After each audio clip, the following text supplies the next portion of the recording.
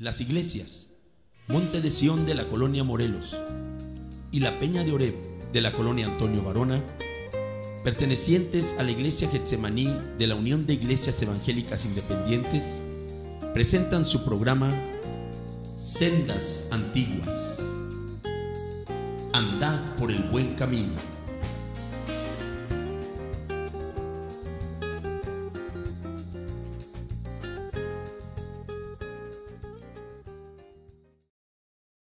Mateo 24, versículos 4 y 5. Respondiendo Jesús les dijo: mirad que nadie os engañe, porque vendrán muchos en mi nombre diciendo: yo soy el Cristo, y a muchos engañarán. La palabra del Señor nos habla con claridad referente a las señales de la última venida, de la segunda venida de nuestro Señor y Salvador Jesucristo. Hemos estado viendo en nuestra revista, en nuestras lecciones, lo concerniente a las señales de la segunda venida. Señales que se han estado cumpliendo con una precisión que a nosotros nos asombra, pero que al mundo debe de aterrorizar. Porque si la palabra de Dios se está cumpliendo con tanta precisión en cuanto a las señales que el Señor Jesús dijo, se va a cumplir también en cuanto a la condenación que el mundo va a recibir porque no quiere creer en Jesucristo. Cada evento que se cumple, cada evento anunciado en la palabra del Señor que se cumple, quiere decir que Dios es fiel. Y nosotros nos gozamos y nos alegramos porque grande es nuestro galardón en el reino de los cielos. Quiere decir que vamos en el camino correcto. Quiere decir que le hemos creído a la persona correcta. Quiere decir que estamos, como dice el apóstol Juan, en el verdadero. Porque Él no ha mentido, Él no miente. Tal como lo dijo, aunque ya pasaron alrededor de, o quizá más de 2000 años, tal como lo dijo, así se cumple. Bendito sea su nombre para siempre. Entonces, por eso el apóstol dice, estamos en el verdadero.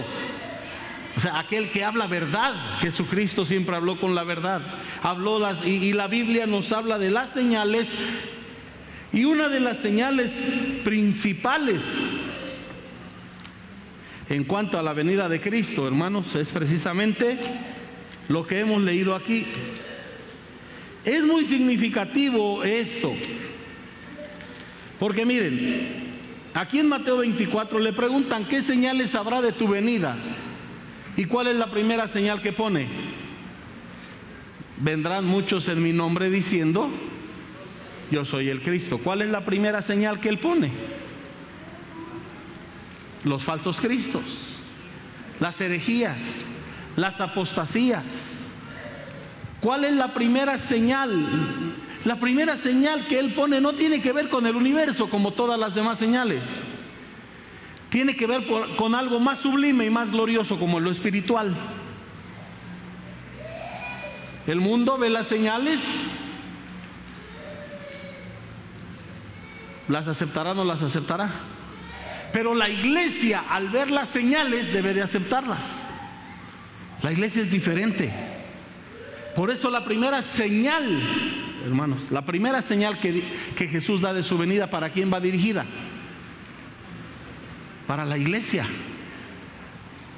Que el sol se oscurezca, que haya terremotos, que haya temblores, que haya guerras, rumores de guerra, que haya hambres, pestes. ¿A quién va dirigido? Al mundo. Al mundo que le está gritando el Señor: yo ya vengo, así que arrepiéntete. Pero la primera señal está dirigida ¿a quién? Al mundo. No, porque el mundo ni siquiera cree en Cristo. No sabe cuál es el verdadero, mucho menos va a diferenciar el falso. La primera señal de la venida de Cristo, hermanos, es concerniente a la iglesia. ¿Qué señales habrá de tu venida? Vendrán muchos en mi nombre. Vendrán muchos en mi nombre. El apóstol Pablo lo entiende. Y él, como reiteradamente lo decía, Él enseñaba lo que el Señor le había enseñado a él. Segunda de Timoteo 3, el versículo 1 dice, también debes saber esto. ¿Cuándo? Que en los postreros días vendrán tiempos peligrosos. ¿De qué tiempos se está hablando, hermanos? De estos últimos tiempos. ¿Y qué señal está poniendo? Igualmente, de aquellos, como dice el verso 5, que tienen apariencia de piedad, pero niegan la eficacia de ella. El apóstol Pedro, también lo dice en el segunda epístola de Pedro, capítulo 2, versículos 1 y 2. Segunda de Pedro 2, 1 y 2.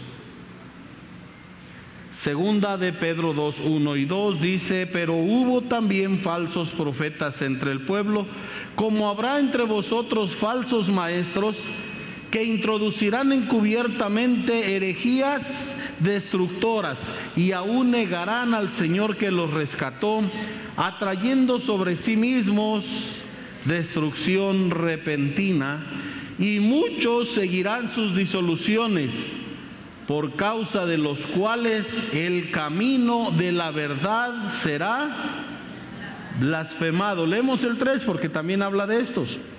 Y por avaricia harán mercadería de la fe, harán mercadería de vosotros con palabras fingidas. Sobre los tales ya de largo tiempo la condenación no se tarda, y su perdición, ¿qué dice, hermanos? No se duerme. Ya vimos, ¿quién habla de las herejías y de las doctrinas equivocadas? Habló nuestro Señor Jesucristo. ¿Quién más? El apóstol Pablo como señal en los postreros tiempos. ¿Quién más? El apóstol Pedro. El apóstol Juan no se queda atrás. Primera de Juan 2, 18 y 19 dice, hijitos,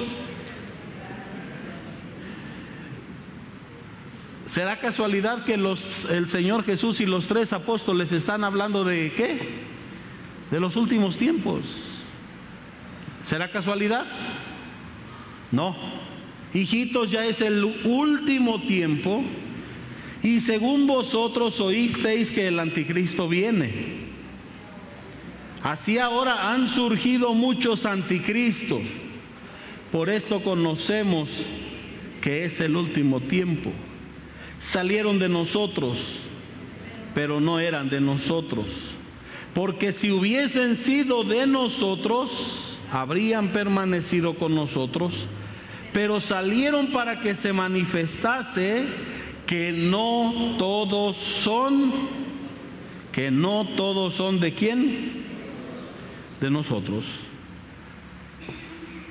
Y no extraña entonces que ante la exhortación que el Señor Jesús le da a los apóstoles como señal de los postreros tiempos, las herejías, que entonces el apóstol Juan, bueno, todos los apóstoles lo mencionan, también en la epístola de Judas, leemos los versículos 3 y 4. Amados, por la gran solicitud que tenía de escribiros acerca de nuestra común salvación, me ha sido necesario escribiros exhortándoos que contendáis ardientemente por la fe que ha sido una vez dada a los santos, porque algunos hombres han entrado encubiertamente, los que desde antes habían sido destinados para esta condenación, hombres impíos que convierten en libertinaje la gracia de nuestro Dios y niegan a Dios el único soberano y a nuestro Señor Jesucristo. ¿Será casualidad, hermanos, que los apóstoles presentan como característica de los últimos tiempos que saldrían infinidad de herejías. ¿Será casualidad, hermanos? No. No. El Señor Jesús lo presenta como una señal. Y los apóstoles lo entienden y así lo enseñan, como una característica de los últimos tiempos, para que la iglesia esté consciente del peligro que le toca enfrentar. El Señor Jesús había hablado en muchas maneras. No todo el que me dice Señor, Señor, entrará en el reino de los cielos. Pero encontramos en estos versículos y muchos más la exhortación clara y precisa en la cual el Señor, la palabra de Dios, nos amonesta a tener cuidado de esas falsas enseñanzas. No extraña, hermanos, ¿quién es el apóstol del amor? ¿Quién es el apóstol del amor? Juan. Juan es el apóstol del amor. Pero el amor se le acaba cuando entra el celo por la doctrina verdadera de Jesucristo. Segunda de Juan,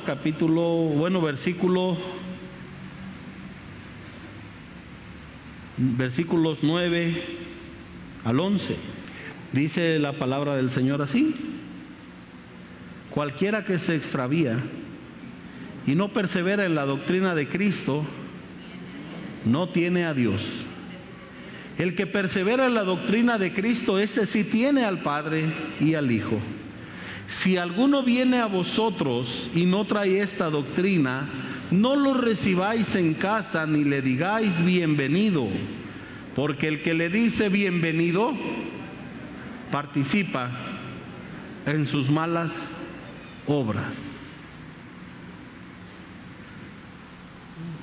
¿Dónde está el amor de Juan? Muchos dicen que por amor hay que recibir al que sea. Decía un predicador, hacía una pregunta: pastor, llegó a la iglesia el amor y tocó, y también llegó la sana doctrina. ¿Quién gana, la sana doctrina o el amor? El 99% de iglesias diría que gana el amor, pero el apóstol Juan dice que gana. ¿Quién gana para el apóstol Juan? La doctrina verdadera. Si alguno viene a vosotros y no trae esta doctrina, no lo recibas en casa ni le digas bienvenido. Pero es mi pariente, porque el que le dice bienvenido participa en sus malas obras.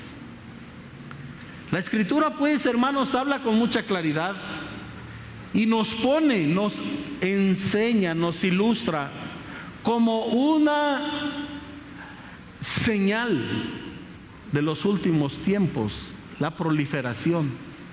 Habrá, ¿qué dice el apóstol Pedro? Volvemos a segunda de Pedro 2:1. Hubo falsos profetas entre el pueblo. Hubo falsos profetas entre el pueblo. ¿Y cómo era confundido el pueblo por un falso profeta? ¿Cómo era confundido en la antigüedad? ¿Cómo era confundido? Vaya, hasta un hombre. Un hombre podía ser confundido por causa de un falso profeta. La Biblia nos habla de algunos ejemplos de cómo Dios le hablaba a uno y le decía: haz esto, así, así, así, así, así. Pero enseguida llegaba otro falso profeta y le decía: oye, el Señor me dijo que te había dicho esto, pero vente a mi casa. Cuando el Señor le había dicho: no te detengas en ningún lado, tú síguele. Y el profeta falso le dijo: no, pues Dios me dijo que Él te había dicho eso, pero vente. Y el hombre desobedeció y murió en la desobediencia, porque fue confundido. ¿Por qué? Por un falso profeta. Hubo también falsos profetas. O sea, en la antigüedad había falsos profetas. Está escrito, dice el apóstol Pablo, todo eso está escrito para amonestarnos a nosotros. Todo eso que sucedió Había profetas buenos, es obvio, pero también había falsos profetas. Había profetas que hablaban la palabra de Dios y se cumplía con exactitud lo que el Señor decía. Pero también había falsos profetas y la gente prefería creerle a los falsos profetas. La gente prefería creerle porque eran profecías conforme a su conveniencia más que conforme a la palabra de Dios, y era confundido. Hubo también falsos profetas entre el pueblo, y cuando el pueblo le hacía caso a un falso profeta, hermanos, las consecuencias eran tristes y lamentables. ¿Qué es la profecía? La profecía es el anuncio de cosas que van a suceder, sin que exista un solo elemento que nos diga que tal cosa puede suceder. Pues hay cosas que uno ve y dicen, pues eso va a pasar, es obvio. Si vemos que está la nube bien negra, bien cargada abajo y echando truenos, y alguien profetiza que va a llover, ¿tú le crees? Bueno, sí llueve, pero no lo tienes por profeta. Es lógico que no. Es obvio que va a llover. La profecía es el anuncio de cosas que van a suceder sin que exista un elemento que haga presuponer que tal cosa puede suceder. El único que conoce todas las cosas es Dios. Por ello, cuando Él habla, las cosas se cumplen. En la antigüedad Dios retaba a los ídolos: díganme lo que va a venir. Le decía al pueblo: tráiganme a sus ídolos, tráiganme a sus dioses, y a ver si son dioses que digan lo que va a suceder, porque el único que sabe lo que va a pasar es Dios. ¿Quién podía saber? Nadie, solo Dios. Pero aún así había falsos profetas. Y entonces el apóstol Pedro, utilizando el ejemplo de la antigüedad, amonesta a la iglesia hoy en día: así habrá entre vosotros falsos maestros que introducirán. Esto es lo mejor de todo, hermanos, que la Biblia nos enseña las cosas con claridad, nos revela las cosas como son. Introducirán, ¿qué? Encubiertamente. Un hereje va a llegar aquí diciendo: hermanos, Dios les bendiga, ¿yo soy hereje? Pues lógico que no. Un falso profeta va a decir: hermanos, pues yo soy profeta y a ninguna le he atinado, pero soy profeta. Lógico que no. Lógico que no, hermanos. Lo van a hacer encubiertamente para ganarse la confianza de uno. Y como la Biblia nos habla de los que le hacen caso, de los simples que le hacen caso, de aquellos ingenuos. Porque la Biblia no solamente utiliza, hermanos, palabras duras para referirse a los falsos profetas o falsos maestros, sino también usa palabras medias duras para referirse a los que le hacen caso. Porque tanto delito, tanto hace daño, ¿cómo dice el dicho? Tanto peca el que mata a la vaca como el que le agarra la pata. Que un falso profeta surja no nos debe de extrañar, nos debe de extrañar que alguien le crea. Eso nos debe de extrañar, porque tanta es la culpa del falso profeta como del que le hace caso, conociendo la verdad. Conociendo la verdad. Esos falsos, bueno, nos concentramos ahorita en los falsos maestros. Introducirán encubiertamente herejías destructoras y aún negarán al Señor que los rescató. Esto es fundamental, hermanos. Es lo principal. ¿Quién es el fundamento de la iglesia evangélica? ¿Quién es el centro de la iglesia de Dios? ¿Quién es el centro de la iglesia Pentecostés? Cristo. Cristo es el centro. Él es nuestro todo. ¿Amén o no amén? Cristo es nuestro todo. ¿le negaríamos? Diríamos, vamos a decir que no, no le vamos a negar. No queremos negarle. Y Dios nos guarde, nos libre de negarle. Pero muchos encubiertamente introducen herejías en las cuales se niega al Señor. Y fíjate, eso es lo mejor bueno, les digo, a mí me fascina la Biblia porque habla con claridad. Estos falsos maestros, o sea, a mí no me extraña, por decirlo, a mí no me extraña que de repente haya salido uno de esos iluminados de la India, que es Maharesi y quién sabe qué, con sus nombres raros, y que haga llover polvo de oro. A mí no me extraña de él. No me extraña de esos gurús orientales que la gente tumban a la gente o que sumergen a la gente en éxtasis de risa loca por 1, 2 o 3 horas o quizás hasta días. De aquellos no extraña. Pero extraña, hermanos, ¿de quiénes?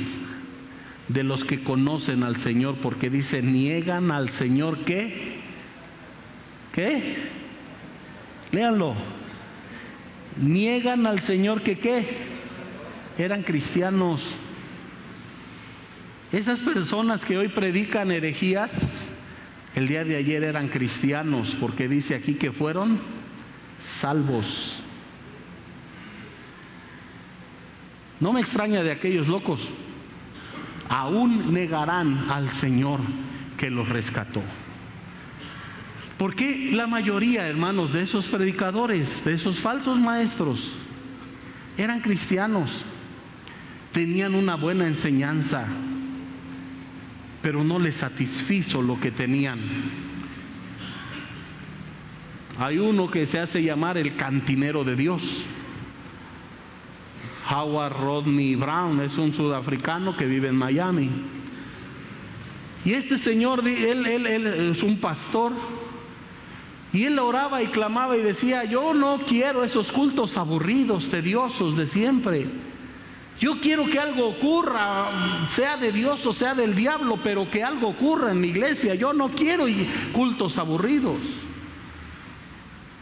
Y al poco tiempo empezó a tirar a la gente y empezó a surgir el manto de embriaguez.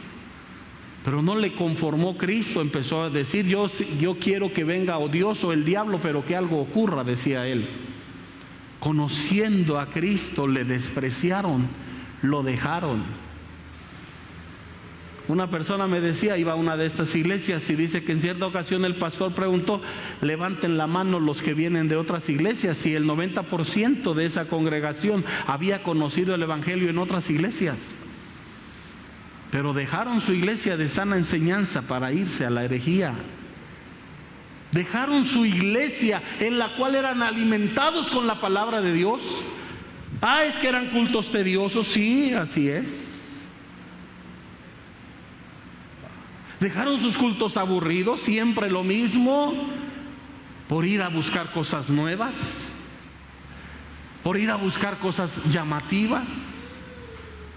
Carlos Spurgeon dijo con tristeza, vendrán tiempos en los cuales ya no habrá pastores alimentando a las ovejas, sino payasos entreteniendo a los espectadores. Y muchas iglesias se han convertido en eso. Y él lo dijo hace más de 150 años. Carlos Spurgeon, un predicador inglés, dijo eso. Vendrán tiempos en que ya no habrá pastores alimentando el rebaño, sino payasos entreteniendo a los espectadores. Y hermano, sorprende porque eso ocurre hoy.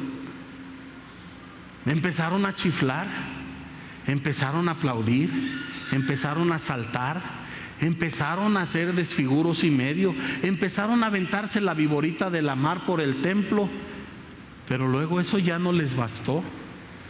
Empezaron a tumbar, empezaron a tirar a la gente, empezaron a vomitarse, empezaron a sudar, empezaron a tener las manifestaciones más extrañas y fuera de la palabra de Dios que ustedes se puedan imaginar.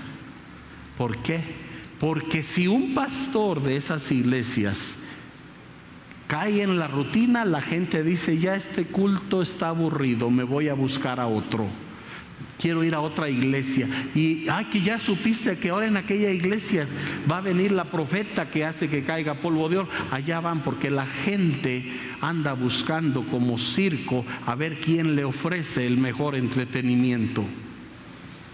Y que allá ya se aburrieron, se van a otra y a otra y a otra, porque ya no buscan alimento espiritual. No les basta la palabra de Dios, porque del Señor que los rescató ya lo negaron y ya se olvidaron.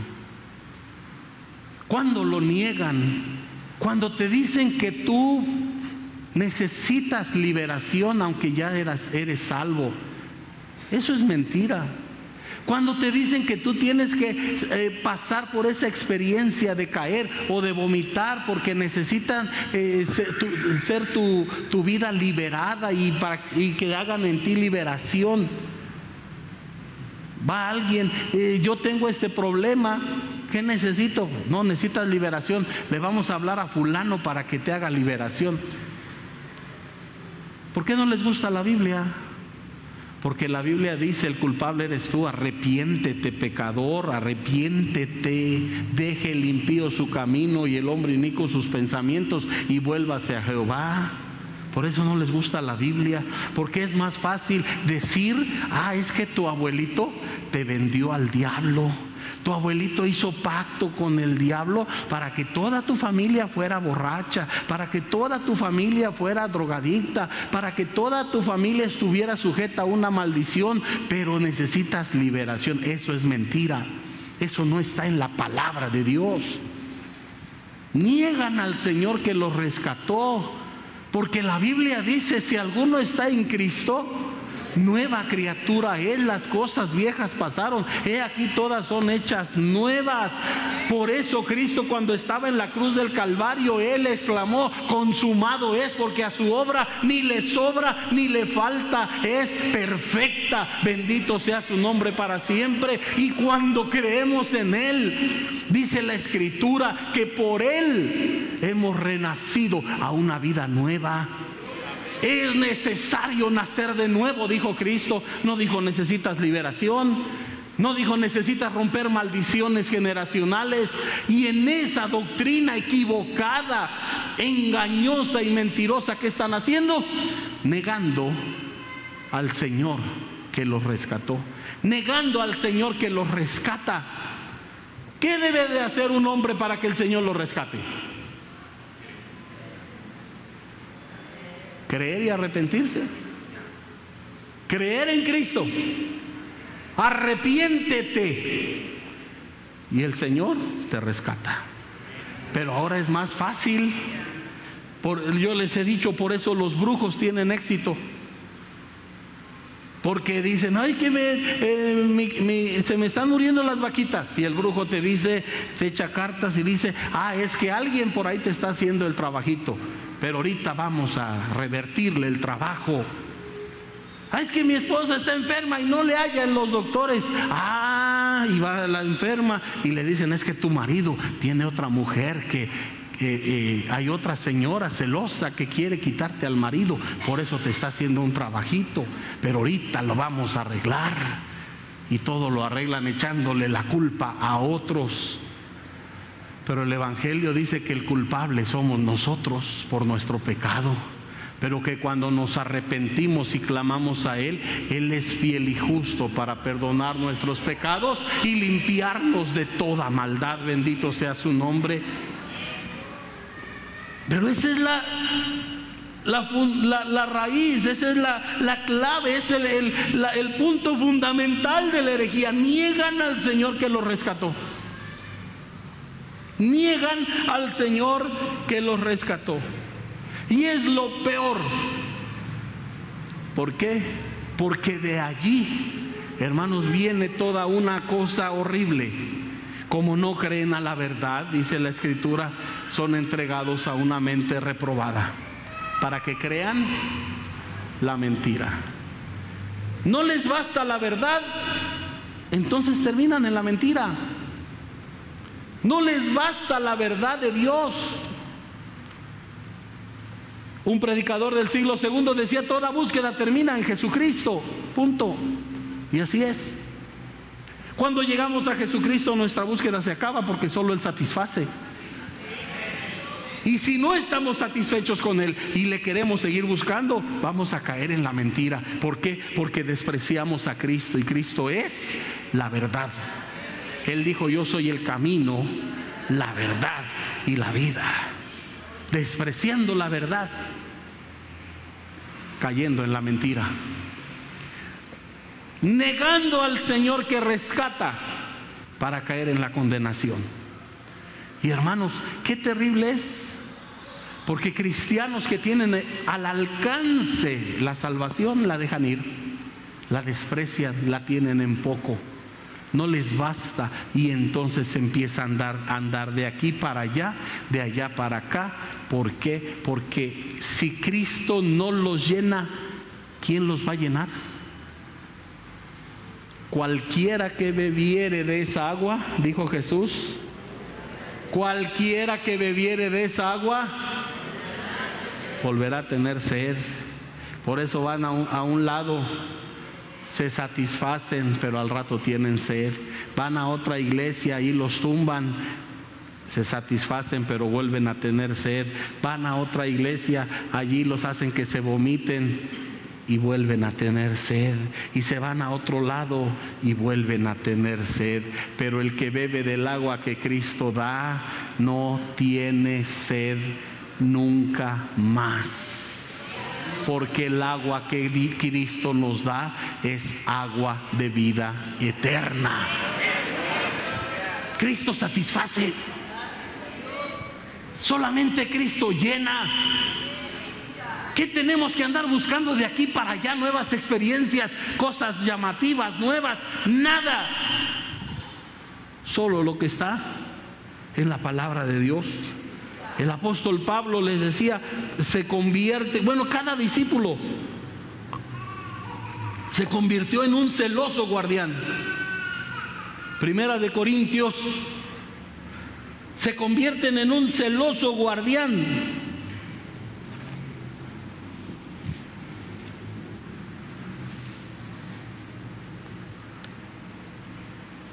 De la enseñanza. Primera de Corintios 4, dice el versículo 6: pero esto, hermanos, lo he puesto como ejemplo en mí y en Apolos por amor de vosotros, para que nosotros aprendáis a no pensar más de lo que está escrito, no sea que por causa de uno os envanezcáis unos contra otros. ¿Cuál es el ejemplo que Pablo nos pone aquí? Dicen, tomen mi ejemplo. Primera de Corintios 4:6. Pablo les dice, tomen mi ejemplo. Tomen el ejemplo mío y de Apolos. ¿Y cuál es el ejemplo que ellos nos quieren dar? Muy fácil, muy sencillo. No pienses más que en lo que está escrito. Punto. Que la Biblia te baste. Que la Biblia te sea más que suficiente. La Biblia es la palabra de Dios. Y ella nos debe bastar. Ella es más que suficiente. Por eso Pablo dice, hagan lo que Apolo y yo. Mira, no nos metemos en problemas. Solamente pensamos en lo que está escrito. Isaías dice un pasaje, a la ley y al testimonio. Si no hicieren conforme a esto, es que no les ha amanecido. Tenemos la ley, el Antiguo Testamento, el testimonio apostólico. Y si no nos sujetamos a eso, hermanos, es que no ha amanecido. Pablo lo dice de este modo, aprendan a no pensar más de lo que está escrito. Porque hoy es tan fácil sacar el pensamiento de la palabra de Dios. Es tan fácil que esos maestros mentirosos, tuerzan, medren, tergiversen la palabra de Dios. Es tan fácil que hagan a un lado la palabra de Dios para dar lugar a sus pensamientos. Y por eso dice aquí, se envanecen unos contra otros. A nosotros nos menosprecian. Allá dicen, allá sí está el poder de Dios. ¿Por qué? No, acá sí está el poder de Dios, decía alguien, dice un pastor, hasta en el estacionamiento de mi iglesia se siente el poder de Dios. ¿Por qué? Y nos dicen que nosotros estamos muertos, fríos. ¿Por qué? Porque aquí no hacemos todas las tarugadas que hacen allá de revolcarse y vomitarse y hacer los desfiguros que ellos hacen. Por eso no está el poder de Dios aquí. Están equivocados. El poder de Dios no se muestra en eso. El poder de Dios no se muestra en ver cuánta gente tiras, en ver cuánta gente haces que se vomite. ¿Cómo le llama la Biblia a todo eso, hermanos? Doctrina de demonios. Se salen de la Biblia, ¿qué los detiene? Salte de la Biblia y ¿qué te detiene? Nada. Salomón dijo en el libro de Proverbios, no traspases el lindero antiguo. Bueno, dice el Señor en su palabra, no traspases los linderos antiguos. Brinca. ¿Y cuál es nuestro lindero? ¿No la Biblia? Y no es el lindero que Pablo dice. ¿Cuál es el lindero que Pablo dice aquí? Lo que está escrito, ese es su lindero. No traspases el lindero antiguo. No traspases el lindero antiguo, dice él. Porque saliendo de ese lindero, ¿qué te detiene? Ya nada. Ya nada. Y van a caer en ese tipo de aberraciones y doctrinas de demonios. ¿Por qué? Porque ya nada los detiene. Han perdido todo temor de Dios. ¿Por qué? Por salirse de la palabra de Dios. El apóstol Judas, hermanos, volvemos a Judas, habla de estos hombres que han entrado. ¿Cómo? Estoy leyendo Judas, verso 4. Algunos hombres han entrado encubiertamente, los que desde antes habían sido destinados para esta condenación, hombres que convierten en libertinaje la gracia de Dios y niegan a Dios. Hermanos, ¿se dan cuenta que el lenguaje es muy similar? ¿Se dan cuenta que el mensaje es muy similar? Porque Pedro dice, negarán al Señor que los rescató. ¿Y qué dice aquí? Niegan a Dios, el único soberano, y a nuestro Señor Jesucristo. O sea que ellos estaban en el mismo tono, se puede decir, ¿verdad? Los apóstoles estaban en el mismo tono, los apóstoles estaban en la misma línea porque eran guiados por el Espíritu Santo. Hablan de un modo parecido, niegan al Señor que los rescató, niegan a Dios el único soberano, niegan a nuestro Señor Jesucristo, convierten en libertinaje, hombres impíos que convierten en libertinaje la gracia de nuestro Dios. Y ahí viene la soberbia que mencionaba 1 Corintios 4:6. donde dice, piensa solo en lo que está escrito, no sea que por esta causa os envanezcáis unos contra otros. Porque de repente estos que convierten en libertinaje la gracia de Dios te preguntarán, ¿cómo? ¿A poco tú no te echas una cerveza de vez en cuando? No, en mi iglesia sí. Convierten en libertinaje la gracia de Dios. Llega aquel esposo atribulado con su pastor, le dice, pastor, tengo una queja. ¿Qué pasó, mijo? Es que el hermano fulano ya enamoró a mi mujer y mi mujer le hizo caso y ya me dejó por él. ¿Qué quieres que haga, mijo? El amor es el amor, ni modo. Te tocó perder, aguántate. Yo no voy a luchar contra el amor porque el amor es de Dios. Así le dijo. No se rían, que es cosa seria. Así le dijo. Si no nos lo hubiera contado el esposo, no lo creeríamos. Te tocó perder, mijo. Ya no te quiere tu esposa. Yo no voy a luchar contra el amor porque el amor es de Dios. Convierten en libertinaje la gracia de Dios. Antes decíamos, es que aquellos se espantan de que no vamos al cine. Se espantan de que no vamos a los bailes. Todavía se siguen espantando y te dirán, ¿que tú no vas al cine? ¿Que tú no usas pantalones? Ahora ellos ya hablan de palabras mayores. Yo apenas me hallé un amigo, anda en una de esas iglesias, ya va con la tercera esposa y yo sigo con la misma.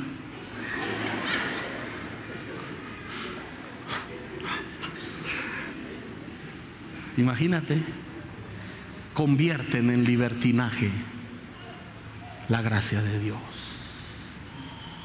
Es terrible. Y muchos se van para allá. Muchos dicen, me voy de aquí porque quiero buscar santidad. Y al rato ya las ves de pantalones. Al rato ya ves que a sus hijas les pusieron aretes. Se fueron de aquí no buscando santidad. Se fueron de aquí buscando lo que su corazón ha amado, el mundo. Y tú los ves y les dices, hermano, Dios te bendiga.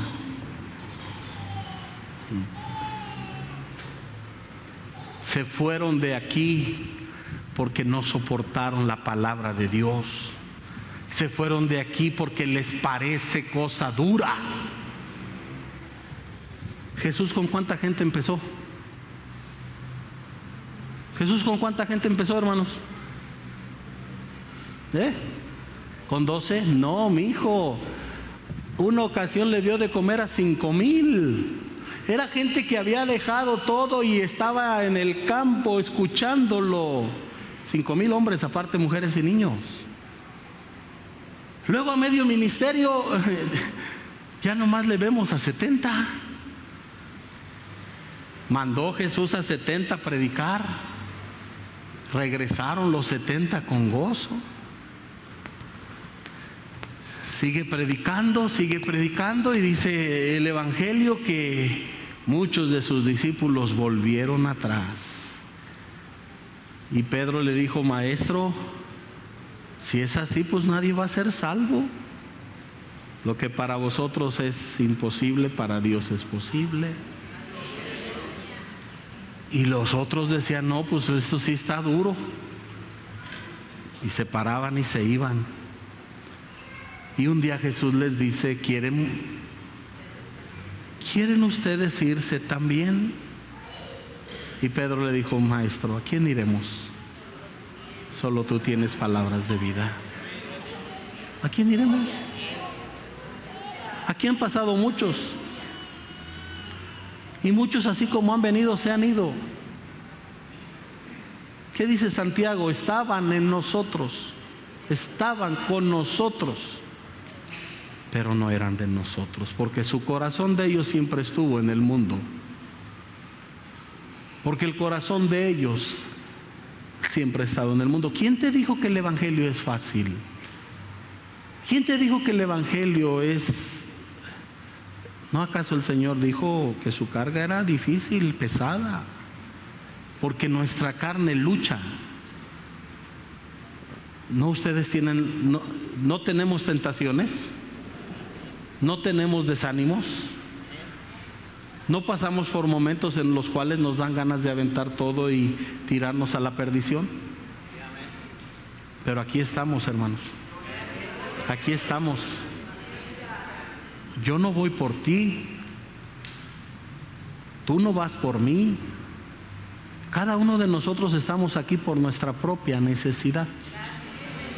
Porque si tú te quieres ir, mira, te voy a caer yo, te va a caer mamá Lidia, te va a caer Rubén, te va a caer Javier, te va a caer toda la iglesia. ¿Regresas? no porque tu corazón está allá. Pero aunque nadie vaya por ti, si tu corazón está aquí, a gritos y a sombrerazos, en medio de pruebas y de luchas, pero porque amas tu alma, aquí te quedas. Aquí te quedas, porque sabes que yéndote es para convertir en libertinaje la gracia de Dios. Y ahí se pierde la gente. Se pierde la gente. Entonces, hermanos, su objetivo no era doctrinal, su objetivo no era de llevar a unas alturas espirituales, su objetivo no era de conocer más de las cosas del Espíritu Santo, su objetivo no era tener una plenitud mayor del Espíritu Santo, su objetivo era vivir conforme al mundo, punto. Porque convierten en libertinaje la gracia de Dios. Toda esa faramaya es punto y aparte.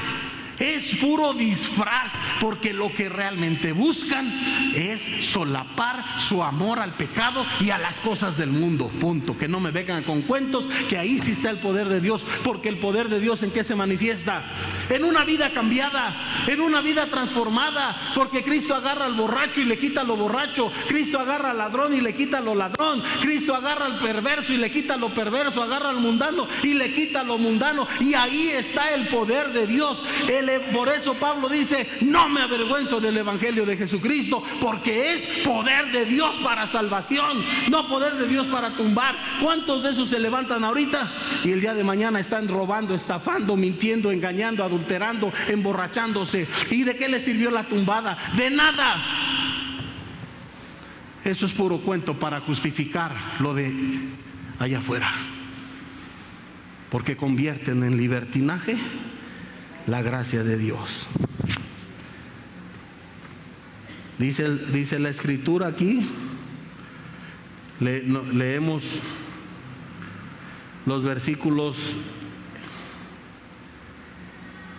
10, mayormente aquellos que siguiendo la carne andan en concupiscencia e inmundicia y desprecian el señorío.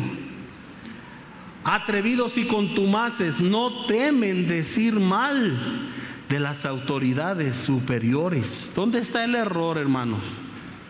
No solo los van ubicando, niegan al Señor, luego aman al mundo, convierten en libertinaje la gracia de Dios, luego no tienen temor por lo que hablan. Y muchos sienten que tienen la boquita, que su boquita es boca de Dios. Yo decreto esto, yo declaro esto, yo decreto que ese carro nuevo es mío, yo decreto que esta casa es para... Ay, no temen hablar de cosas superiores, pues. No tienen miedo. Que nada más porque tú declares ya se hacen las cosas. Es que la Biblia dice que el poder está en tu lengua, hay vida y hay muerte en tu lengua. Pues sí, pero el único que tiene esa palabra poderosa es Dios. Él todo lo hizo con la palabra de su poder. No tienen miedo de hablar. ¿Se dan cuenta cómo la Biblia los describe bien? No tienen miedo de hablar y hablan mal, dicen cosas que no son, ofenden a las autoridades espirituales. Dice, bueno, aquí habla, ¿no? Habla de... No temen decir mal de las potestades superiores, mientras que los ángeles, que son mayores en fuerza y en potencia, no pronuncian juicio de maldición contra ellas delante del Señor. Hay muchos que sueltan maldiciones con mucha facilidad, así como cuando les conviene sueltan bendición, cuando les conviene sueltan maldición, y no tienen temor de hablar de cosas que no saben. Un predicador a sus seguidores los bendice, pero dice: yo maldigo a los que están en mi contra. ¿Puede de una misma fuente salir agua dulce y agua salada? ¿No acaso el Señor dijo que perdonaras a tus enemigos, que los bendijeras y que los amaras? Dice un predicador, Benny Hinn, ¿cómo quisiera tener una ametralladora espiritual para matar a todos los que se oponen a este ministerio?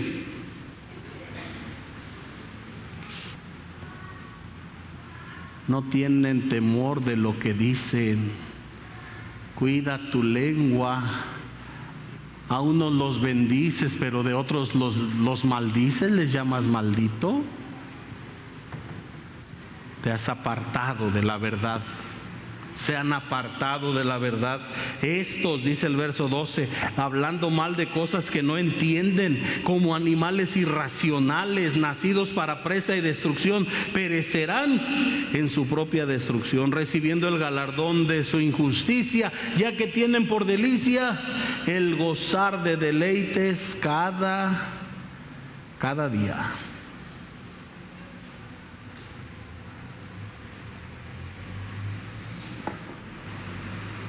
La palabra de Dios nos amonesta, hermanos. La palabra de Dios nos habla con mucha claridad. Sí, porque en segunda de Pedro dice que no temen decir, hablar. En Judas dice el verso 8, no obstante, de la misma manera también estos soñadores mancillan la carne, rechazan la autoridad y hablan, blasfeman de las autoridades superiores. Pero cuando el arcángel Miguel contendía con el diablo, disputando con él el cuerpo de Moisés, no se atrevió a maldecirlo. ¿De quién está hablando aquí, hermanos? ¿De quién está hablando? De un jefe de ángeles. Porque arcángel, eso quiere decir jefe de ángeles. Miguel. Y está hablando pues de otro grande. ¿Quién? Porque el diablo tiene poder, tiene autoridad, es obvio. Hay una discusión entre ellos y dice aquí que Miguel, ¿qué pasó? ¿Lo maldijo?